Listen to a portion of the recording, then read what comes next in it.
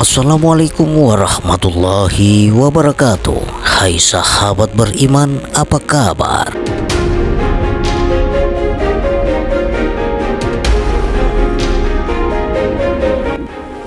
Segala puji hanya milik Allahu Rabbi. Segala saat yang maha ghafur, saat yang maha syukur, yang telah memberikan beribu-ribu nikmat yang tidak terukur. Seandainya lautan yang ada di muka bumi ini Allah jadikan sebagai tinta, lalu pepohonan-pepohonan Allah jadikan pena, dan dedaunan Allah jadikan kertas, niscaya ia tidak akan cukup untuk menuliskan nikmat-nikmat yang Allah berikan kepada kita.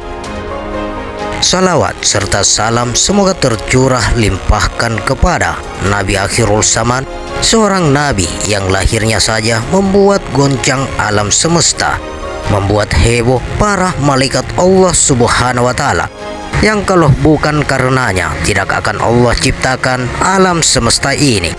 Siapakah dia? Tidak lain dan tidak bukan, yaitu Nabiullah Muhammad sallallahu alaihi wasallam.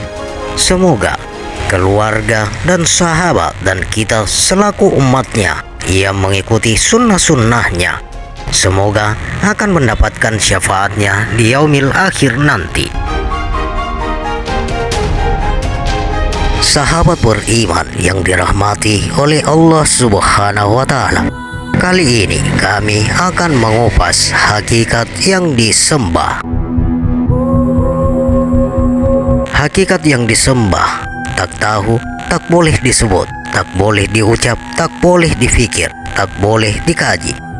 Hakikat yang disembah tetapi ganti untuk kita sebut dipanggil dia. Hakikat yang disembah itu dia, tapi hakikatnya tak tahu. Namanya Allah, apabila sebut namanya Allah ganti daripada dia, yaitu ganti daripada hakikat yang disembah, maka sekiranya kita akan pergi kepada semata-mata zat bahwa Allah itu Al-Ahadu atau Allah Ahad, Qul huwallahu ahadun, atau Allah itu Ahad, maka Ahad yaitu ia menunjukkan akan ahadianya. Katakanlah dia Allah yang Maha Esa. Ahad itu menunjukkan sifat ataupun nama bagi sifat yang menunjukkan ahadiyah Allah. Ahadiyah zat. Apa dia ahadiyah zat? Yaitu zat atau semata-mata zat. Ia tidak berserta sifat, ia tidak beserta nama. Sebelum lagi dipanggil dengan satu nama pun lagi, ia itu Ahad. Bukankah telah berlaku kepada manusia suatu ketika dari masa, sedang dia tidak menjadi sesuatu benda yang disebut-sebut Quran Surah Al-Insan. Siapa itu Muhammad? Sebelum kita kenal Muhammad, kita kenal dulu siapa yang menjadikannya Muhammad. Allah adalah Tuhan yang menjadikan Muhammad. Allah yang menjadikan Muhammad ini adalah hakikat pencipta atau zat yang disembah, yang mensahirkan dirinya dengan nama panggilan Allah. Namun sebelum Allah itu bernama Allah, hakikat pencipta itu adalah zat yang tiada bernama, zat yang tiada dapat dirasa, tidak dapat disentuh, tidak dapat difikirkan, tidak boleh dikaji, dan tidak boleh diumpamakan dengan apapun jua sekalipun. Malah perkataan zat itu pun bersalahan untuk merujuk kepadanya, karena hakikat pencipta yang dinamakan Allah itu tiada zat. Tiada zat bermaksud dia bukan berasal dari sesuatu. Sebaliknya, setiap sesuatu itu berasal darinya. Hakikat pencipta itu bukan jirim, bukan jisim, bukan jauhar, bukan jauhar murakkab, bukan jauhar firid, bukan arat, dan termasuk bukan zat. Zat itu hanya satu perkataan tertinggi yang kita digunakan sebagai memudahkan faham untuk menunjukkan maha hebatnya dia. Hakikat pencipta inilah yang di dalam bahasa Arab dipanggil Al-Hadu atau Ahad atau Esa. Ahad itu adalah perkataan yang menunjukkan perihal Ahadiyah Zat atau Zat Tunggal yang Maha Esa. Apa itu Ahadiyah Zat? Ahadiyah Zat itu bermaksud hal keadaan yang berkaitan hakikat pencipta semata-mata atau hanya zat semata-mata, yaitu zat mutlak yang masih kosong, yang belum ada nama dan belum dipanggil dengan sesuatu nama sekalipun. Belum ada nama, belum ada sifat, belum ada af'al atau perbuatan, dan belum ada zat. Hakikat pencipta yang masih kosong atau gaibul guyub, inilah yang dikatakan ahad atau esa. Ahad yang kosong, yang tidak wujud segala sesuatu pun, atau gaib al-huwiyah, melainkan hakikat pencipta itu sendiri. Hakikat pencipta itu adalah zat mutlak atau wajibal wujud, atau saripati zat yang paling tunggal, atau kunhi zat yang kosong, tidak bercampur dan suci daripada segala sesuatu, suci dari segala pikiran, suci dari segala batin dan zahir. Saripati zat yang keluh hati untuk merasainya, keluh akal untuk memikirkan, keluh lidah untuk berkata, keluh mata untuk mensahirkan penglihatan, dan keluh segala sesuatu untuk mengenalnya. Zaman kosong yang keluh segalanya ini digelar oleh Hamzah Fasuri dengan gelaran la ta'yun atau belum ditentukan. Hakikat pencipta ini seumpama berada di dalam dunianya yang tersendiri, atau metafora, atau berlambangan sahaja, yang suci, yang sunyi, senyap, tiada kenyataan melainkan kenyataan dirinya sendiri. Dunianya yang tersendiri ini dinamakan hakikat ahadiyatul makbut atau ahadiyah atau hakikat esa yang maha tunggal.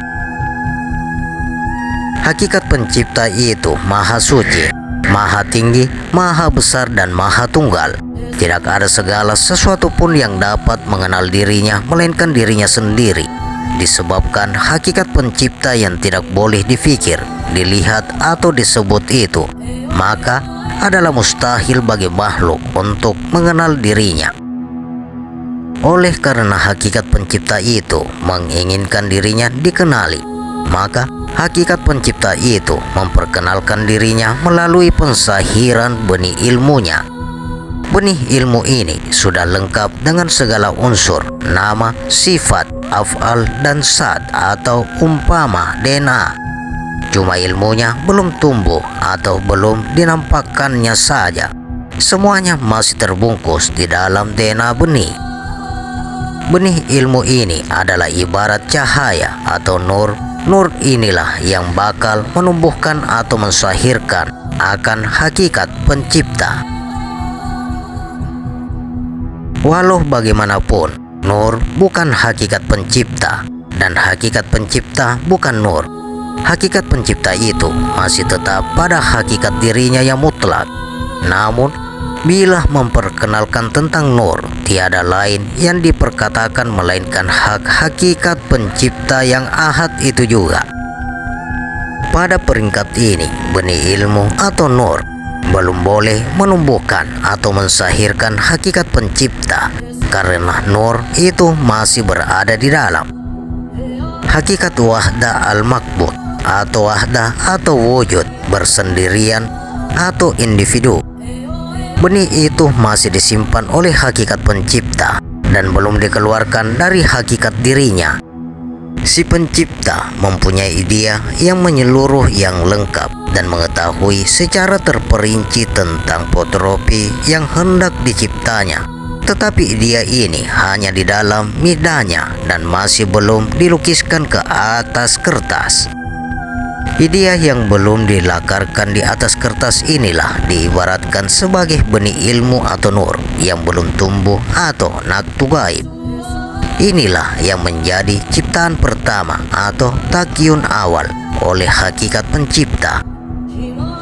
Benih ilmu atau nur inilah yang kita kenali dengan berbagai nama seperti Nur Muhammad, Hakikat Muhammad, Ahmad, Roh Kudus, Cahaya Tuhan, Pensahiran Tuhan, Hakikat Syahada, Cahaya Pertama, cahaya di atas cahaya, dan berbagai nama lagi. Ciptaan pertama inilah ibarat DNA benih asal yang akan menghidupkan setiap diri makhluk semua. Telah siap dijadikan cukup dengan segala nama, sifat, perbuatan, dan zatnya. Cuma ianya masih terbungkus di dalam DNA atau belum disahirkan. Nur inilah yang bakal menampakkan kepada makhluk akan pensahiran hakikat pencipta. Melalui nur inilah nantinya seluruh makhluk dapat mengenali dirinya melalui pantulan atau pensahiran cahaya ilmunya. Perumpamannya adalah, sekarang adalah masanya untuk si pencipta mengeluarkan segala idea daripada minda dan melakarkannya di atas kertas. Lalu proses membukukan segala maklumat, af'al, ta'yun, sani yang berada di dalam DNA benih atau semasa di peringkat wahdah pun permula. Proses mendokumenkan idea ini adalah bertujuan untuk dijadikan pelan induk. Dalam bahasa Arab, pelan induk ini dinamakan Lauh Mahfuz. Segala idea dan maklumat berkaitan makhluk yang telah ada dalam minda atau semasa peringkat wahdah akan dikeluarkan, disusun, ditulis, dan dibukukan dalam satu pelan induk atau kitab induk yang nyata. Pelan induk ini mengandungi keseluruhan maklumat batin dan zahir perihal protopi makhluk yang dicipta. Bermula daripada proses ketulis idea, membukukan idea, penyelidikan pemilihan bahan mentah, pembuatan, pemasangan, pengeluaran, pembungkusan, penghantaran, penggunaan hingga ke proses pelupusan akan direkodkan di dalam pelan induk ini. Segala apa yang bakal berlaku ke atas makhluk sama ada sebelum makhluk itu dikeluarkan atau batin, atau semasa makhluk itu hidup atau sahir, atau selepas makhluk itu mati atau batin, telah pun ditulis di dalam software atau roh. Software itu pula telah ditulis dengan sistem pengatur cara yang dinamakan qada dan qadar. Setiap makhluk yang dicipta akan disertakan dengan satu software atau ruh yang sama. Software ini dicipta oleh si pencipta mengikuti kehendaknya sendiri. Apa saja yang bakal terjadi atau yang bakal dilakukan oleh makhluk samada di alam batin atau zahir, semuanya tertakluk kepada software ini. Contohnya adalah apa jenis makhluk, alam mana tempatnya, bila makhluk itu akan lahir, siapa namanya, apa sifatnya, apa perbuatannya, apa sumber kejadiannya, apa ilmunya, apa derajatnya, siapa keturunannya, apa sakitnya, apa baik dan buruknya, bila matinya, apa siksanya, apa nikmatnya, dan segala-gala perihal hidup batin dan zahir makhluk itu telah tertulis di dalam software atau ruh ini lengkap dengan koda sistem pengaturan yang bernama qada dan qadar. Setiap makhluk mempunyai software yang sama dari pencipta yang sama, tetapi software bagi setiap satu makhluk ini ditulis dengan kod sistem pengatur cara yang berlainan. Kod yang berlainan inilah yang memberikan ciri-ciri istimewa kepada setiap makhluk, dan inilah yang membedakan setiap satu makhluk dengan makhluk yang lainnya. Tanpa software atau roh, diri makhluk tidak akan berfungsi. Hakikat membukukan pelan induk ini dinamakan hakikat wahidiyah al-makbut atau wahidiyah atau hakikat perwujudan diri. Pada peringkat ini, pelan itu telah merekorkan segala butir-butir yang amat terperinci perihal kehidupan makhluk. Segala butiran setiap nama, sifat, kelakuan, dan zat telah pun siap ditulis dan dibukukan di sini. Sistem pengatur cara yang dinamakan qada dan qadar itu pun telah ditulis dengan begitu teliti, lengkap, dan sempurna termasuk aspek teknikal yang berkaitan hukum, sebab, dan akibat.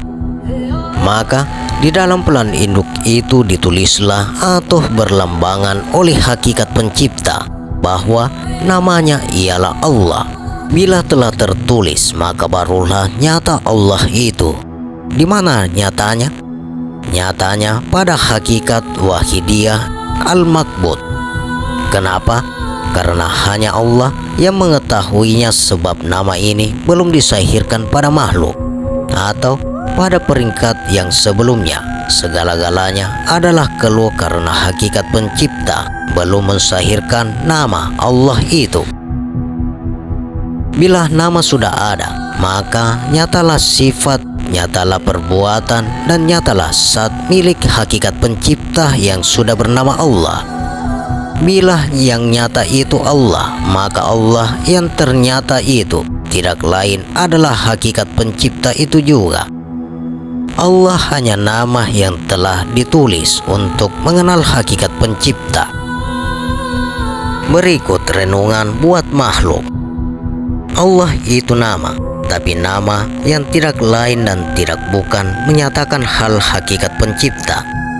Bila sebut Allah, tidak ada maksud yang lain melainkan bermaksud hakikat pencipta atau hakikat yang disembah. Sebelum hakikat pencipta itu mempunyai nama, bagaimana makhluk boleh mengenalinya? Tak boleh kenal, tak boleh difikirkan, tak boleh disebut, dan tak boleh dinyatakan langsung. Perkataan Allah itu hanya sekadar suatu nama yang dinamakan di dalam kitab Al-Quran yang zahir dan batin oleh hakikat pencipta itu sendiri dan digunakan oleh penganut agama Islam sekedar untuk mengenal atau untuk membicarakan hal diri hakikat pencipta. Jika tiada nama, bagaimana makhluk itu boleh membicarakan perihal hakikat pencipta ini? Tanpa nama, hakikat pencipta ini tidak dapat dikenal dan hanya berada dalam alam ahadiyahnya yang senyap sunyi tanpa dikenali, melainkan oleh diri hakikat pencipta itu sendiri. Untuk membolehkan Allah itu dikenali makhluk, maka perkataan Allah itu diganti namakan oleh hakikat pencipta sebagai Dia atau Hu. Qul huwal Allahu Ahad. Katakan Dia Allah Maha Esa. Bila Allah itu diganti namakan dengan Dia, barulah Allah itu dapat dikenali. Baru perkataan Allah itu dapat difikirkan. Baru lidah boleh menyebut. Dia yang mana? Dia yang bernama Allah. Nama Dia itu telah membolehkan ain zat atau diri zat dikenali oleh seluruh makhluknya, mengikat ilmu, bahasa, kepercayaan, bangsa, tempat, dan budaya yang berkaitan. Barulah ain zat yang sebelumnya tersembunyi dapat dikenal karena namanya ada. Dia inilah Tuhan yang menjadikan Muhammad. Muhammad yang mana? Muhammad yang telah dijadikan oleh hakikat pencipta sewaktu di dalam hakikat wahdatul maktub atau wahda. Muhammad ini dijadikan pertama. Muhammad inilah DNA benih atau nur yang menumbuhkan segala sesuatu. Muhammad inilah yang tadinya diibaratkan idea yang belum disahirkan di atas kertas. Muhammad inilah cahaya di dalam cahaya yang mensahirkan hakikat pencipta. Muhammad inilah yang dibisikkan oleh Nabi Muhammad Rasulullah Sallallahu Alaihi Wasallam kepada istrinya Sayyidina Aisyah sebelum para malaikat menjemputnya pulang ke rahmatullah pada hari kewafatan baginda. Muhammad inilah yang ada diceritakan di dalam setiap agama Abrahamik atau Ibrahimiyah atau Islam, Kristen, dan Yahudi, yang dikenal dalam semua agama. Muhammad inilah hakikat siddiq atau benar yang tidak pernah mendustakan dirinya. Hanya dirinya sendiri yang tahu akan kebenaran segala sesuatu. Muhammad inilah hakikat amanah atau dipercayai yang tidak pernah mengkhianati dirinya. Hanya dirinya sendiri yang tahu akan kepercayaannya terhadap segala sesuatu. Muhammad inilah hakikat tabligh atau menyampaikan yang tidak pernah menyembunyikan segala sesuatu dari dirinya. Hanya dirinya sendiri yang tahu akan hakikat apa yang ingin disampaikannya. Muhammad inilah hakikat fatona atau bijaksana, yang dirinya tidak bodoh. Hanya dirinya sendiri yang tahu akan kebijaksanaannya terhadap segala sesuatu. Muhammad inilah yang mensahirkan hakikat pencipta yang Maha Esa atau Ahad. Muhammad inilah yang dimaksudkan oleh kata-kata terakhir Nabi Muhammad SAW di saat kewafatan baginda. Allahumma rafiqul aqla, kembalilah aku kepada teman yang mana tinggi. Maka jika ditanya, di mana dan kemanakah Muhammad, di manakah ilmu, di manakah laduni, di manakah kasyaf, mana alam sagir, mana nafi, mana isbat, mana fana, mana bako, mana ruh al-kudus, mana syikir, mana dalil, mana ma'rifat, mana arif billah, mana huruf, mana jim, mana alif, mana ruh, mana jasad, mana makhluk, mana siapa, apa, kenapa, bagaimana. Maka jawabannya adalah Allahumma rafiqul aqla, segalanya kembali kepada teman yang maha tinggi, Ahad Esa. Keluh lidah untuk berkata, dungu akal untuk berpikir, buta mata untuk melihat, tuli telinga untuk mendengar, tiada bau untuk menghidup, kebas kulit untuk merasa, tiada ruh untuk hidup. Selagi masih belum keluh, tandanya masih terlihat diri. Sahabatku, perkataan-perkataan yang digunakan di dalam nukilan ini adalah sekedar kata-kata kiasan bagi mudahkan paham saja, bukan niat untuk membandingkan atau menyamakan Allah dengan sesuatu. Allah itu maha suci dari segala perumpamaan. Demikian sahabat hakikat yang disembah. Bagaimana pendapat Anda? Silakan share pendapat menarik Anda pada kolom komentar. Semoga video ini bermanfaat dan bisa menambah keimanan dan ketakwaan kita kepada Allah Subhanahu wa Ta'ala, dan tentunya kita semakin cinta kepada Rasulullah Sallallahu Alaihi Wasallam. Terima kasih untuk sahabat-sahabatku yang telah menonton video ini. Sampai berjumpa kembali di video berikutnya. Wassalamualaikum warahmatullahi wabarakatuh.